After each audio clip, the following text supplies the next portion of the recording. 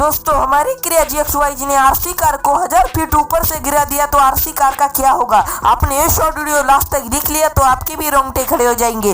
उससे पहले आप भी अपनी माँ से सच्चा प्यार करते हो तो इस शॉर्ट वीडियो को जरूर लाइक एंड सब्सक्राइब कर देना। हमने एक ड्रोन लिया और ड्रोन के नीचे तार को लगा दिया और आरसी कार को अटैच कर दिया। हमने ड्रोन को 1000 फीट ऊपर के लिए भेज दिया है।